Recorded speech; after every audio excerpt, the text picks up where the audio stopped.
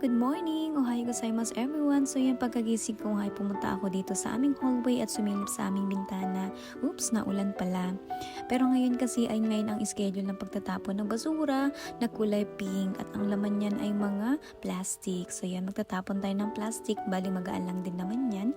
Kasi nga, bago nga kami magtapon is kailangan maayos yung aming basura kasi pag may mga nakahalong hindi dapat ay hindi yan kinukuha. At talaga naman ibinabalik sa amin. So ayan, dadalhin ko nga lang sa lagayan. At so yan, may harang siya kasi nga dati wala yan. At dahil maraming kuwak dito at malalaki, kinakalat nila yung basura. Kaya may bahay na.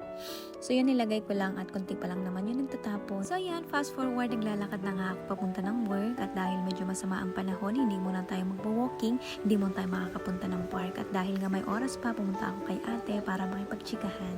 Tsikahan pero about pa rin naman sa trabaho at tinanong ko nga kung ilan pa yung kailangan naman i-out para bukas. So yan, nagbilang-bilang siya and tinignan din niya yung mga susunod na araw ay hindi naman masyadong madami. Dito nga pala sa amin ay hindi masyadong busy. So chika-chika muna ako dyan kunwari. Yung nga palang mga chinecheck ko na mga finished product ay sa kanya ko ibinibigay kasi siya nagbibilang kung ilan yung order ng customer.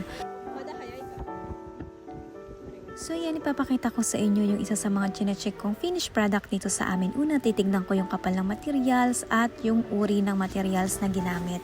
So kailangan tugma lagi sa work instruction. So nung una hindi ko talaga yun maintindihan, hindi ko maunawaan kung paano babasahin itong nasa work instruction. At ang tinuro nga sa akin ng aking senpai is front, up, side, down, and left, right. So yun, susundan ko lang daw yun at depende sa drawing. At yun yung dapat kong unang matutunan sa pagtitingin ng work instructions. So iyan, syempre wala tayong choice, nandito na tayo, kailangan nating dumiskarte din. So yun, chinalas ko din yung aking sarili.